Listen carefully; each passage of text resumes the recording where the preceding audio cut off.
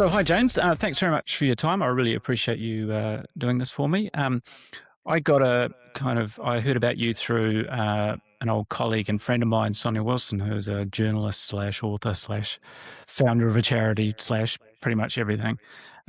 And when I looked through your bio, it kind of like, I thought, oh God, my handle online is Generalist Alan. And I looked and I thought, jeepers, this guy really is a generalist. He's a bricklayer, a teacher, a journalist, a surfer, an author, a publisher, pretty much everything. So, but for those that don't know you, probably the Dragon Books is probably the most obvious starter. So why don't you give us a quick 101 on James? Yeah, sure. And yeah, you're right. Sonia is a bit of a superwoman, that's for sure. So I was a journalist for quite a long time, and I worked in Ireland, and that's where I kind of learned to become a journalist. I met an editor of a small local newspaper in a pub and talked myself into a job, the way Kiwis often do. Yeah. But came back to New Zealand and ended up working at the New Zealand Herald for maybe 12 years or so. And during that time, I had two young sons, two children, and began to write children's books specifically for them. And and I actually, at the time, I was the editor of the careers section back when there was a decent careers section in the newspapers. And I had to fill, 10 pages of stories to go with all the careers ads. And one of those stories I did on a self-published author called Mark Somerset. I was Mark and Rowan, a husband and wife team who was super successful. I'd written 3 rhyming picture books, and I thought, maybe I'll go. They were on Waiheke Island. I took the ferry over and I spent a couple of hours with them, and then I wrote a story on them. And at the end, I pulled out my manuscript and handed it to Mark and said, would you mind taking a look? And he said, yeah, it's got some promise. Yeah. But during the course of the time I'd spent with them, I had already kind of decided I'm going to self-publish my own. If I do this, I'm going to do it myself, just like Mark's done. And I haven't kind of looked back. So I have those 3 picture books for sort of 3 to 7-year-olds. I wrote another series called The Dragon Defenders of 5 junior novels for 7 to 12-year-olds. And then another trilogy called Children of the Rush, sort of set in Otago in the 1861 gold rush. Yeah. And I'm launching a new one in this June, a couple of weeks. So what do you think? So some of the things we talk about in the newsletter and on the podcast is some people seem to be able to just take the next step.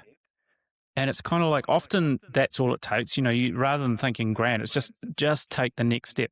So you're clearly a kind of person that takes the next step. What is it about you that you think enables that? Yeah, I don't know. I never set out to do this. Actually, by the way, Right. the 2 books that I forgot to mention were 2 trashy surf thrillers that I wrote during lockdown and COVID, just for a bit of fun. So they're for adults, definitely not for children. But I never set out to be a writer in that sense, to write books. I just wrote these 3 rhyming stories for my children. And then I was asked to read them to some other kids. And then people were saying, these are great, they should be books. And so it was just this, I don't know, maybe it's just keeping your eye out for opportunities and listening and saying, okay, well, what would that involve and how hard could that be? And doing a bit of homework and then going, oh, maybe I'll have a crack. I mean, it was a risk and I didn't know what I was doing. I think I printed 5,000 hardbacks of The Dragon Hunt as my first book, which was crazy because that sounds quite a risk. 5,000 is a good number of books to sell in New Zealand anyway. Particularly hardbacks, $30 each. People were, the bookstores were like, have you got any paperbacks? Yeah. So, but it took me quite a few years to get rid of them, but I didn't know what I was doing, and I've got my garage now has got 20,000 books in it. So Wow. I do all the distribution out of my house, and I wouldn't have it any other way actually now. You can give these things away. You can give a distributor that job. But every time you do, you lose a little cut, and it's a pretty marginal business anyway, particularly in New Zealand when you're selling small amounts. Sure. But I've gone on to get publishers around the world. I've got half a dozen publishers around the world. So that's traditional publishing, Yep. whereas I self-publish here in New Zealand. So, and Amazon is a big seller of my books as well. So there's a whole bunch of different things Yeah, going sure. on now in audiobooks and the whole lot. So, so you say you didn't deliberately set out to become an author or to be a publisher. There must have been a point though where you went, "Oh, this is actually a thing. Yeah? I'm not just writing these stories on the bus for my kids anymore. This is actually a thing." What point was that? Well, I got those 3 picture books out and they were doing all right to my surprise. Yeah, I mean, it was kind of brutal because I had to ring every bookstore in New Zealand. I was doing it on my lunch breaks from the New Zealand yeah, Herald. Go across the road, sit in a cafe or whatever, and just ring bookstore after bookstore. And most of the time, they would say, "Who are you? What? What are you?" yeah, And it was, I think I rang Paper Plus Papamoa maybe 8 times, and I'd ring them back every time I'd hit a milestone. Like, I've sold 1,000 books. You sure you don't want one? Sure you don't want to stock them? And they'd go, "Oh, nah." And then I'd ring back, "I'm up to 2,000 now. You sure?" yeah. And I broke them eventually just through pure persistence. Well, But you say this has been accidental. That sounds incredibly deliberate to me. yeah, well, I'd have 5,000 books in the garage. I could either sell them or be one of those guys who is 70 years old going, "You guys want a free book? You want a book?" But so what happened is when I had those 3 picture books out, my boss at the Herald said, "Have you got a minute?" and took me into his office, made me redundant, said, "You're losing your job." I was the editor at that point of a magazine called Element, which was a sustainable business and lifestyle monthly magazine that came out in the Herald, and it was good. It was kind of before Yeah, its time. I recall it. And but the advertising, the guy that sold the ads would go to people and say it's $5,000 a page, and they just laugh at him and say, Yeah, "Like, yeah, put that into Facebook, gets me 10 yeah, times as much traction." So it fell over like a lot of things did. yeah, And when I got made redundant, about a month from the day I got made redundant, the Bologna Children's Book Fair, the biggest children's book fair in the world, was taking yeah, place in Italy. So I booked a ticket and I went, and I had no idea what I was doing. You're supposed to make all the appointments beforehand. yeah, And of course, I would go up to these publishers and say, "You interested?" And they would go, "Can't talk, too busy, can't talk, come back yeah, and see me tomorrow." Got a meeting. No one had any time. And I spent 2.5 days, just not a single person. It's a 3-day fair. Not a single person had looked at them. And I was like, "What a fucking idiot. Like, I've just blown all this money going to Italy. I don't have a job to come back to." yeah, And, I didn't get that much redundancy. I had 2 little kids and a wife at home. I was like, "Oh, mate, what an idiot." But the kind of the last hour or two of the fair, I went and sat down on this couch, and I didn't even pay any mind to what the stand was. Turned out it was Sourcebooks from the US, and the head of Sourcebooks came out and sat beside me, and she was knackered. She'd had a big fair. We yeah. just got yarning. And she said, "What are you doing?" I was like, "I'm trying to get a publisher. It's not going well." "And where you from?" "New Zealand." And she goes, "Where are your books?" And I was like, "Well, they're in my bag down there." She goes, "Well, you going to show me?" I was like, "What? Who is this person?" I gave her a book. She looked through it for about 30 seconds, and she goes, "I'll publish those. I want world rights." Oh, that's So awesome. I got this US deal. And in fact, she published them in all the English language speaking countries, apart from New Zealand. And she gave me 35 grand or whatever. And so I had what was left of my redundancy. I had the Yep. advance on those 3 books. And I came home, and I got stuck into writing my 2 first novels for children. And both of them went to #1 when they were released. Wow. So by the end of that year, I was like, "Oh, I can keep doing this. I can be a full-time author." And I've done that ever since. And it's hard Do you in New think? Zealand. Not many full-time authors in New Zealand. Sure. No, absolutely. And in fact, actually, we'll get to that in a minute. But it, that feels like a big risk. You're made redundant. You go to a book fair. Not many people would do that. Most people would try and find another job. Yeah. That feels like a really big leap. What is it about you think that enables you to make that leap? And I mean, how did the conversation go at home? Yeah, well, actually, you know what happened? So before I was made redundant, when I was with Element, we did this article, and I met Annabelle Langbein, Oh, yeah. Now, Okay. Annabelle Langbein, the chef, like she went to Bologna years before, did the exact same thing. Didn't Yeah. she actually bought herself a stand, paid a whole lot of money, Right. and she got a deal just by bowling up to people. Yeah. And I think that must have gone in somewhere because I thought, oh, maybe I'll have a crack. Sorry, what was your question? I've forgotten your Yeah, question well, now. it was about what enables you to take that kind of leap? And also, I was thinking, how would the discussion go at home? It's like, I've just been made redundant. Yeah, I kind of think I got some books. I might go and try and sell them overseas. yeah. The discussion at home was fine. Rebecca is, she's an amazing support, really. She's always been and doesn't mind taking a risk, She's like, Right. go for it. So, um, but what enabled me? I don't know. I guess, I mean, there was encouraging signs. I knew the books were good. They were Yeah. selling well here in New Zealand. Um, they'd made the Whitcoul's Kids Top 50 list and they were doing well. Yeah. We got shortlisted for an award. That was Link, my illustrator, amazing illustrator, Link Choi. So I knew they were good. I knew what we had was solid. So I thought, naively, I think, just thought, well, Sure. this should be easy, They're good. Someone's going to want them. Of course they are. And actually, I think it's probably a strength in a lot of when you don't know an industry, it's kind of a strength. You think, well, someone else has done it. You don't realize how hard it is. Yeah.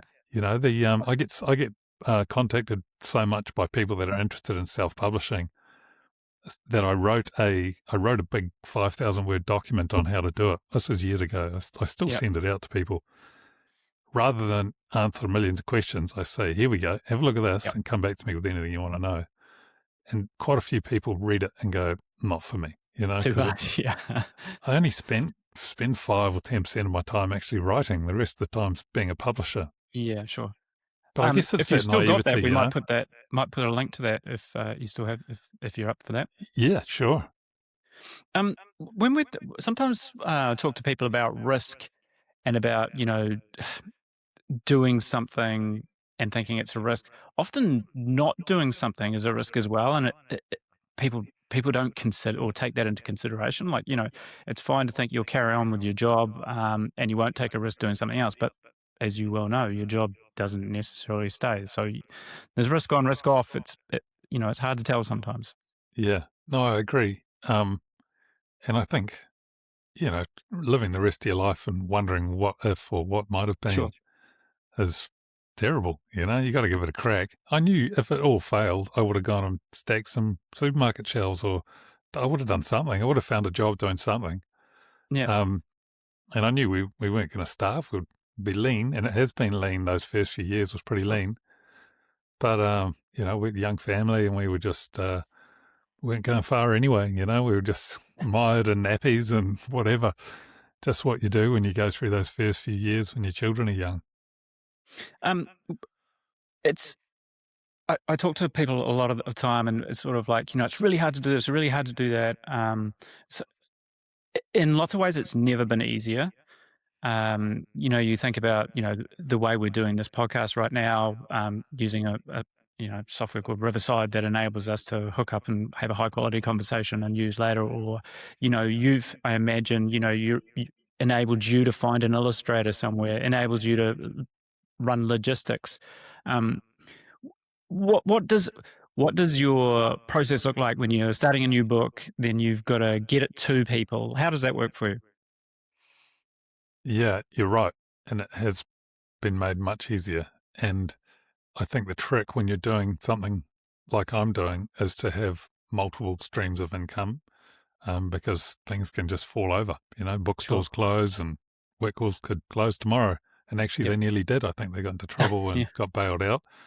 That'd be a big chunk of income gone. So now I've recorded my own audio books and I've done all kinds of things. I've got the software to create ebooks.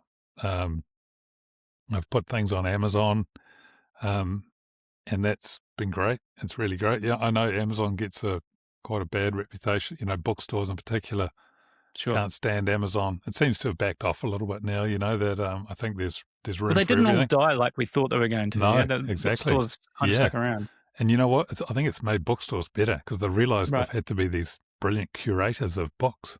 And they Absolutely, are, yeah. you know, when you go into a bookstore, it's like, whoa, you don't even know there's so many good options. Yeah, A good bookstore is just fantastic now, you know, it's not just the standard fare that comes through from the biggest publishers.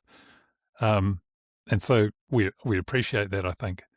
But you're right, all of those things become much easier to do.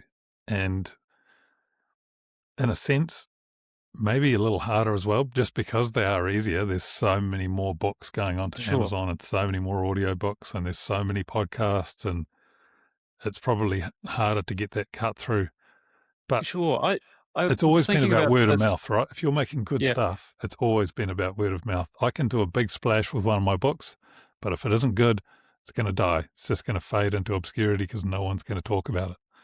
And it's that's interesting. just, So, yeah. what I've been talking about a lot lately, and the obvious thing, people banging on about AI every 2.5 minutes and stuff like that, is what AI is not good at is creating community. And like what you were saying about the independent bookstores, they build a community, yeah, so that people come because they know that bookstore is a great curator. They understand taste and nuance and things like that, which AI can't. And one of the things I looked at through what you've been doing is a real effort to build community around the product, around the stories in the books. I assume that's been deliberate. Uh, it has been, I guess, but it's also what I like. Right. I probably visit 40 or 50 schools a year. Um, and I love it. It's amazing, you know, Right. as a writer, you're sitting on your own, lost in your own head. And Sure. then the next day I'll be talking to 400 kids. It's mad. Like it's a crazy combination of things to be stacking into a week, but I love it. And there's always a frothing group of 7 or 8 kids that are super fans, you know, just can't wait to meet you and Yeah. talk to you about your books. But I love that. For It's very my different from being a journalist writing a story um, it is, where yeah. you get no feedback at all. Yeah, yeah, and sometimes I miss it, you know, might be over some school holidays or something. It'll be a long time since I've done that. Yeah. I think, oh, I've been sitting at home looking at, you know, just stuck in my own head now for quite a long time. Haven't changed out of my pajamas for 4 days. You know, need to get out, right? But so I think that community. You're right; it's very important. And when I'm launching my new book on June the 15th. This one, Marlin Foundling and the Circus of Lost Yep. Children, and I've organised a tour from Invercargill all the way up to Matakana. So that's going to take me 2 weeks. I'm hitting the road in my little car, and I'm just So going cool. to cover the country. So yeah, I can't wait. It's great, and I And know you I at a get to point know where all the you ring up bookstore and they say, owners "Hey, yes, we know you now." pretty much. Yeah, Yeah. yeah. I've done. The books have sold really well in New Zealand, and they continue to do so. So I think the Dragon Hunters came out 2012, and it still sells really well. So it's been a long time, and I know all the bookstore owners because, of course, I rang them all during Yeah, lunchtime. that's right. You know, so Um, it's fun. There's a good community of bookstores, and the literary community is really kind of genteel and lovely and yeah, kind. And you know, I regularly meet with a bunch of authors, and we have lunch, and it's really nice. that seems like the opposite of what people would think about the publishing industry. It's like the publishing industry is like cutthroat, and it's who you know, and it's pretty dark stuff at times. This feels like completely the opposite. Yeah. Well, it can be, I guess. And there's a funny thing that the literary fiction is, I find, a little bit snobby. So Sure. there will never be, unless you're writing literary fiction, you're not going to get a Creative New Zealand grant. Probably, Yep. 95% chance you're not going to get one. Those Yep. are the people that get them. You're not going to win any kind of award. So there's a bit of snobbery there. It's literary fiction or nothing, or non-fiction, I guess. But Yep. in terms of fiction, that's the only thing. Everything else is a bit pushed away, all the genre fiction and everything. And some of Right. our genre fiction writers are so incredibly successful. It's Yeah. just unbelievable how many copies these people have sold. Kate O'Keefe in the Hawke's Bay, she writes ice hockey closed door romance. And you know what What's closed that door TV romance series that is? was on at the moment? She's sold over 2 million copies. Just like Wow. unbelievable. That's incredible. Yeah, and so the Nalini Singh, all these people writing genre fiction, they don't actually need Creative New Zealand grants, to be fair, Yeah. because they're making so much money. But it's really interesting when you start delving into that self-publishing scene, how incredibly successful people are. When somebody asks you, James, what is it that you do? Do you go, I'm an author, or do you go? I mean, sometimes you're an author, sometimes you're a publisher, sometimes you're a marketer.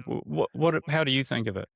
Yeah, an author, first and Right. foremost. The rest is just admin, really. I do. Yeah. What is the school tour? Doesn't sound like admin. It sounds like something that you really love doing.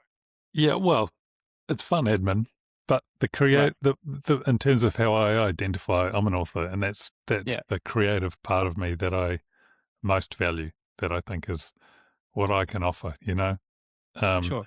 anyone can probably do what I do, aside from all the admin stuff, but writing my books, no one can write books Y- like my books. So Yeah. actually, the other thing I should mention is that when you visit a school and you talk to children, Yeah. what's incredibly gratifying is hearing afterwards, either from their parents or from the teachers, how it affected those children and how Yeah. inspired they get to read.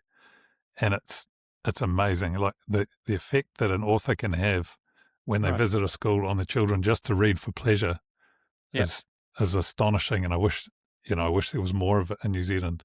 There's some Right. pretty good writers in schools run by Read New Zealand. They have a kind of program, but you got to sign up for it. You have to pay for the author to come, but I would love to see that subsidized Sure. more, because it's just amazing. Like, the teachers can't inspire kids like an author going to their school Yeah. can inspire them. Yeah, I mean, I think back to when I was a kid. I was I was a slow learner, and because I had a hearing problem, and I used to go to the principal's office. He used to take me and another kid every day and read a book. And it was actually, I still remember the book. It was Shane, which is, I don't know if you know that story, um, but it stuck with me from primary school. It was a much older book than my age, if you know what I mean. Even though I was a Yeah. slow reader and stuff like that, but it absolutely stuck with me, and it's amazing what impact good stories can have on kids and Oh, how it's long they incredible. carry them for. Yeah. And the other thing I did is, after I published my picture books, a friend of mine came to stay with me, and he showed me augmented reality for the first time. He had a business Yes, I card. saw He that. put it on the bench, held his phone over it, and a sort of silvery grey orb was wobbling above his business card, and I'd never seen anything like it. Yeah, And of course, Pokemon and all that came along, that game that people were playing. But I wondered if I asked him if I could retrospectively kind of put a 3D map on the map that's in the front on the end papers of my picture books. yeah, So he put me in touch with those people, which I did, and then I put that into my Dragon Defenders Junior fiction series as well. So there are 4 or 5 pages in each one of those books where you download this free app and you point your device at this particular page, and yeah, something will happen. It could be a video, could be a 3D image that floats above the page, could be a code that is decoded as you're holding over it, yeah, could be just something that you listen to. And so that it's been really interesting, the feedback I've had on that. The purists, the book purists, can't stand it. They're like, "Why are you bringing an yeah, iPad to a book?" yeah, yeah. But then I get so many emails from parents saying, The my gateway. children never wanted to read a book, Yeah, and that's the thing that got them into it, and now they're reading. And it's not a game. You look at it for 2 minutes and you yeah, decode the message, then you put your iPad down and you keep reading. And I think a lady came up to me in a bookstore once and paid me the greatest compliment. She said she went into her son's room about 10:30 at night. She could see the light from the iPad coming out from under the duvet, and she grabbed it and ripped it back, thinking he was playing his computer games, but he it was is in the using book. the light to read the book. That's so cool. Yeah, unless he was incredibly quick, but yeah, it was cool. Yeah. Um, a lot of things one of the things we talk about is people making a decision to pivot to something else, or and quite often the term that comes up is reinvention. People reinventing themselves, but more often than not, when you look at it, it ends up being reversioning. They go back to something that they enjoyed, or something that they started that turned into something that they didn't enjoy so much. So, do you think you were always a storyteller and a writer? Yeah, I don't know. I feel like everything I've done has been a strange, strange coincidence, really. Or like I met that editor in the pub in Ireland, Yeah. and up to that point, I had never once thought of being a journalist. Yeah. I knew I could write, but he was kind of a swashbuckling guy, smoking Yeah. cigarettes and drinking pints of Guinness. And I thought, man, he's cool. Wouldn't mind hanging out with him. And I said, do you need any writers? And yeah, I feel like children's books was kind of the same. I never thought of being an author before that. But once I'd written those stories and somebody suggested, I thought, oh, why not? Yeah. Yeah. I don't know. I don't feel like I really have any sort of grand plan or any long-term goals Sure. until I get, like, even when I wrote the first Dragon Defenders book, I never intended it to be a series, and it ended Yeah. up being 5 books, which is a stupid way of doing it, because then you got to go, oh, shit, where am I going now, you know? All right. This new series, this book that I've just started, is probably the first time I've actually thought, okay, what's the story arc over 5 books here? Yeah. Has Yeah. that made your life easier? Don't know. I've got 2 written quite Yeah. quickly. I don't know. We'll see. I'll tell you at the end of it. Probably. It seems like you're incredibly prolific. When I was doing my research, I was looking at from at least quite a few years ago. You're doing at least a book a year, but it's probably actually a bit more than that. So, what does a day look like for you? Yeah, it is a book a year, and it's not that prolific. I hear this a lot from people, but Oh, actually, really?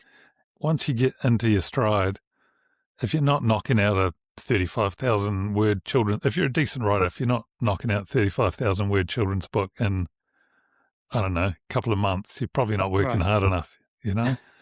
So the writing probably takes 2 months. Actually, my new one is 70,000 words. I don't know what I'm doing. It's way too long. But I thought, the super fans of books love the detail. So I thought, Yeah. right, I'm going to Yeah. build this world. It's going to be rich and full of detail. So we'll see how it goes. But yeah, I'm not that prolific, I don't think. I tend to always be thinking about what the next move is, but I spend a lot of time walking in the hills or going for a surf, or I don't work that hard. But I feel like when I'm doing those things, it's Yeah. always turning over in your head. It's one of those weird things I try and justify it to myself that I'm working where I'm not, but I kind of am. Like if I didn't do that, I wouldn't have the ideas that I have, I suppose. Yeah. So it is work, but it's pretty easy. I'm not sure many people would actually agree with you that it's pretty easy, but and I think Well, that's it's fun. Let's put it that way. It's fun work. Yeah, maybe. I think a lot of what happens to people as we get older, when we want to do something, it has to be of some value, or it has to make some money, or it has to justify itself in some way rather than just doing it because it's something you want to do. And it feels like that maybe that, and I don't want to put words in your mouth, but it feels like that's more you. You're kind of like, well, I want to do this, so I'm going to give it a crack, and what happens happens. Yeah, a little bit. But my wife is studying at the moment. She's at university, still have 2 children. Yeah. If I don't make money, we're in the Yep. shit, So the reason I put such effort into promotion and visiting schools is, A, because I really enjoy it, but B, Yep. because if these don't work commercially, I'm a bit screwed, I've got to go and find Yep. another job. So there's definitely that. And, of my 2 surf novels are kind of a perfect example. They've been really well received, but they're so niche, they're Yeah. really, they're surf thrillers. If you love surfing, you're going to love them. Yeah. But because they're so niche, it's been I thought mistakenly that it'd be quite hard to reach that community, quite easy to reach that community, but it hasn't been. Right. So they trickle out. In terms of the sales of my children's books, they're a flood compared to the surf books, which are a trickle. And kind of an encouraging trickle, and it's in an upward trend. And they've been out for a while. I started the first one in 2020, and they're still kind of gaining popularity. But I thought, how else can I get to these people? So I started my own podcast, the Mad Surf Stories podcast. Yep. And I put a chapter of the audio book at the end of each interview. Yeah. Whether that's going to continue, I don't know. I think I've got 11 episodes there now, and they're pretty amazing. Yeah. There's some crazy stories from people who just had some most bizarre experiences, their boat sinking in Indonesia and swimming for 72 hours and all kinds of mad stuff. So I really enjoyed it. It's been some great conversations. There's a guy caught in the Boxing Day tsunami, Well, just crazy stuff. But I thought, okay, that's a good way of reaching this audience and then promoting my book on the back of it. And it's, I can see on Amazon as soon as a new episode goes out, there's a couple more now, copies sold. So it's just been a bit creative, really, on how you reach your audience. and that's so when I was doing the research, there was a piece about the dragon eggs and things like that. It actually feels like you actually have a bit of a flair for marketing. It's a bit kind of like Seth Godin's, what is it, Purple Cow kind of thing. It's like, something to stand out, something to make unique. How do you think about that? Yeah. Well, weirdly, the book industry, I think, is pretty bad at marketing. Right. And so, not that I'm any expert, but I often think, I don't know, have you ever heard a book being advertised on the radio? Like, they send books to newspapers for review, newspapers and magazines for review in their book review pages, which are disappearing and have disappeared. There's probably half a dozen left. Yeah. So I remember getting a review in the New Zealand Herald and Canvas magazine, and I thought, geez, James, brace yourself. You're going to be overrun by orders after this comes out. Yeah. It was just crickets. Maybe got a couple. It was unbelievable. But what do you got to do? So I thought, well, I realised that it's a slow process, and it's that whole seeing something 6 or 7 times before it clicks in your brain. And then I thought, okay, and so for this tour that I'm doing, I've had this huge 2.5 metre wide, 2 metre tall light box made up of the cover of this book. And it's amazing. It's beautiful. It's an aluminium frame, but a cover and LED lights behind it, and it's just incredible. And I'm going to put that up everywhere and hopefully get it into a pop-up shop. And just never seen anybody. Occasionally you'll see a book on a billboard, but they're just not very imaginative in terms of how you can get that message out there. And there's so much work. I put so much work into a book. I can't just, and my books were published in America by the Source Books, the same lady that sat down beside me in Italy. They took me over there. I did a 7-city tour to launch it. But I was, and I went to they sent me to New Orleans, and they had one bookshop for me to visit, and that was it. And about 10 people turned up. They were spending thousands. I was like, what are you doing? Like, put me to work.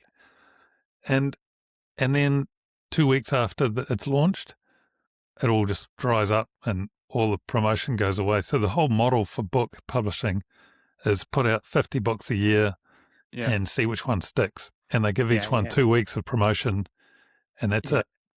And I think stuff that I've done work too hard on this book to do that. So that's the beauty of doing your own self-publishing. Yeah.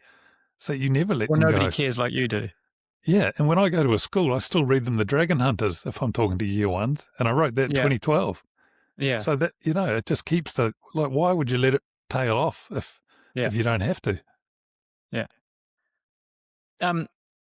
If somebody was sitting around thinking, I've got an idea for a book, I think it's not bad. I'm not quite sure how to go about it, short of giving us the document, which we'll put up. But what would your advice initially be? Write it to the best of your ability, and then get an editor, get a professional editor. And the New Zealand Society of Authors advertise a bunch of editors, but it's going to cost you a bit of ping. But you're at nothing if you don't have a good editor, really. And especially, I think every time I write a book, I need an editor less and less, just because I know how to structure, I know what I'm doing. Right, sure. But my first books, they were like, geez, where do I start, James? They were rough. Yeah. So and I think anyone would be like that, no matter how good a writer they were. I could be wrong, but I think getting an editor and getting it into the best shape you can. And then if you want to go the traditional route, see if you have to get yourself an agent, which is not easy. Yeah. There's this catch-22. The agents aren't interested in you unless you've already had a book published, and the publishers aren't interested in you unless it comes from an agent. Yeah. And I tried to get an agent I had one, and we parted ways. And then I tried to get another one, an international agent, about 6 months ago. No one bit. No one was keen. And I've got 250,000 sales under my belt. So Yeah. you'd think it wouldn't have been that hard. But Yeah. yeah, no one wanted to know. So at least I've got a good plan B, right? I know what I'm doing. I Yeah. know how to put a book on Amazon. I know how to make a good product. But Yeah. I feel like I can bring it to here, and an agent and a big 5 publisher can bring it to the Yeah. top Yeah. level, Sure. So it's either are good options, but if you're just starting out, that's, you have to get the book as good as possible because that's the product, right? And I think the landscape's changed there quite a bit, isn't it? A lot of people think, oh, well, I'll just self-publish, and they don't get an editor, and it turns out the book's actually not that good, and guess what? It doesn't sell. Whereas, to make the product, even if you're self-publishing, you still got to make the product as good as possible. Yeah. Yeah. And even if it is a great book and you self-publish, if you're going to, you've still got to get it either on shelves and bookshops, Yeah. which is not easy. Yeah. And it's easier for a kid's book because you can just send a PDF of a kid's book to a person in a bookshop. Within 30 Yeah. seconds, they can tell if they like it or not. Sure. But if Yeah. it's an adult's novel, like, they're not going to read it. Yeah. There's just too much coming at them, Sure. So yeah, no, it's not easy.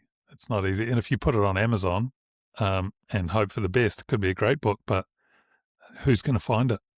Yeah. So Sure. often on Amazon, the trick is to have a series, and you advertise. You got to figure out Amazon ads, and you advertise the first one in the series, and it might cost you $2 per buyer, and you Yep. might make $2.40.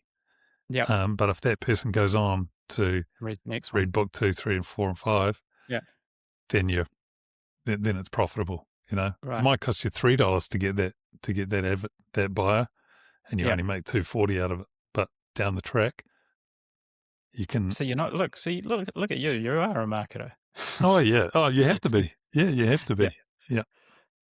I did do a marketing degree at university, but I can't say that I can't say that I've really used it. I don't think I have, but maybe somewhere Sure. deep in my mind. But I don't know, Maslow's hierarchy of needs and all that stuff. That's right. I'm not sure I've been considering that. Maybe I should. Yeah. It's probably a good place to put a pin in it. You got a new book coming out. Why don't you just give us a bit of a plug for the new book and the tour and stuff? Yeah, sure.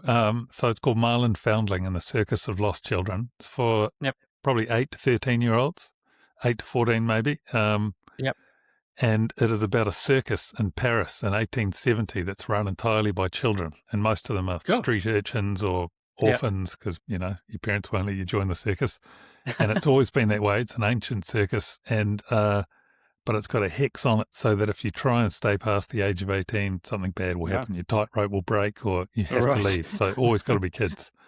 And there's an evil rival circus master who tried to stay on at the circus too long with his twin brother, and their tightrope broke, and his twin brother died. So now he's hell-bent on destroying the Circus of Lost Children. So that launches on June 15th. And how will people find it? Oh, it's in all the bookstores, or you can go to my website, dragonbrothersbooks.com. Cool. I really appreciate your time. That was a really interesting chat. You are absolutely a generalist. You're doing everything. So thanks for your time, James. I really enjoyed it. Yeah, thanks for having me.